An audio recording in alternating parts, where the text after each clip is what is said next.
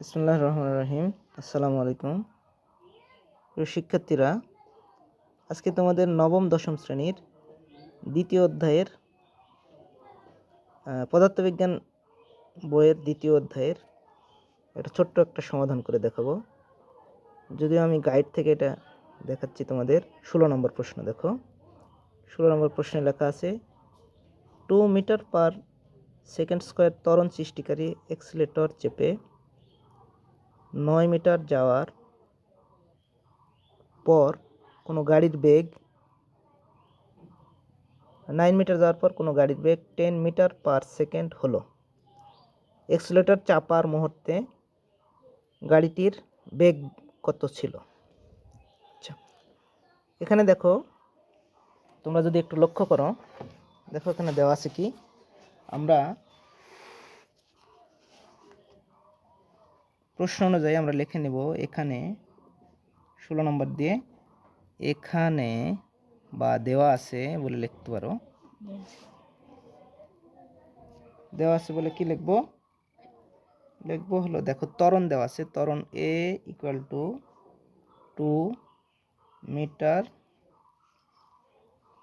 পার second square, V দেওয়া আছে 1 metre per second, S দেওয়া আছে হলো 9 মিটার। দেওয়া নাই হলো ইউ, অর্থাৎ আদিবেগ দেওয়া নেই। U equal to what? তাহলে আমরা জানি এই 1 2 3 4 চারটা চলক দিয়ে যে সূত্রটা আছে, সে সূত্রটা আমরা যদি দেখি তাহলে লিখবো হলো, আমরা জানি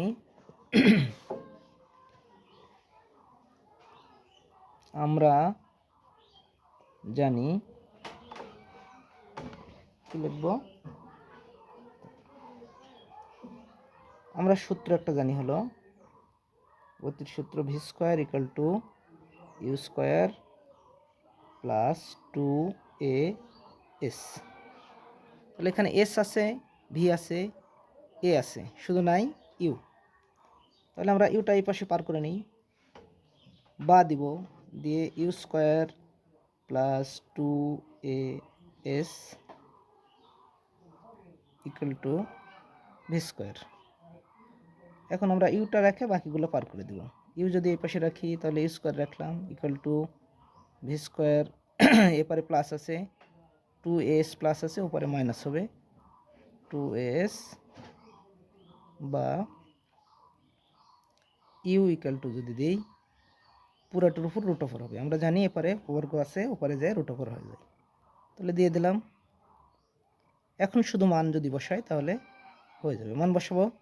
মান বসালে কি হচ্ছে দেখো, রুট ওভার আছে, দিয়ে দিলাম 10, ভি এর মান 10, তার উপর স্কোয়ার মাইনাস 2 ইন্টু এর মান আছে হলো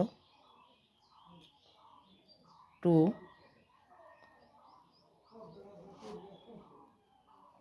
এর মান 2 আছে, তারপরে দেখো এস এর মান আছে 9। আমরা ক্যালকুলেশন করলে দেখো কত পাচ্ছি, রুট ওভার আছে, দিয়ে দিলাম 100, 10 এর উপর স্কোয়ার করলে আমরা জানি 10 ইন্টু 10 ইকুয়াল টু 100 হয়। দিয়ে দিলাম 1 1 গুণ করে পিঠের উপরে দুইটা শূন্য, মাইনাস চিহ্ন আছে, দিয়ে দিলাম 2 2 4, 4 9 36। যদি আমরা ক্যালকুলেশন করি আসতেছে হলো 64, রুট ওভার 64। তাহলে আমরা যদি করি, এখানে ইউ তোমরা দিতে পারো, বা দিয়ে ইউ দাও, অথবা না দিলেও হবে, সমস্যা নাই, বা ইউ। অতএব যদি আমরা দেখো 8 এর উপর যদি আমরা স্কোয়ার করি, 64 হলো বর্গ সংখ্যা, তাহলে 8 8 64, কাটাকাটি করলে অতএব ইউ ইকুয়াল টু হয় 8। আমরা পরবর্তীতে একক দিলে সমস্যা নয়, আমরা ইউ এর একক কি জানি, মিটার পার সেকেন্ড।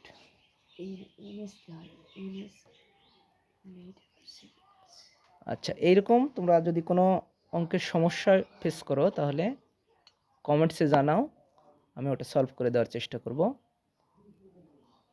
যারা প্রাইভেট পড়তে পারছ না তারা আমার চ্যানেলটা সাবস্ক্রাইব করো, ফলো করো, আমি তোমাদের এই সমস্যাগুলো সলভ করে দেব। এটা নবম দশম শ্রেণীর পদার্থবিজ্ঞানের দ্বিতীয় অধ্যায়ের ছোট্ট একটা সমাধান। ধন্যবাদ সকলকে।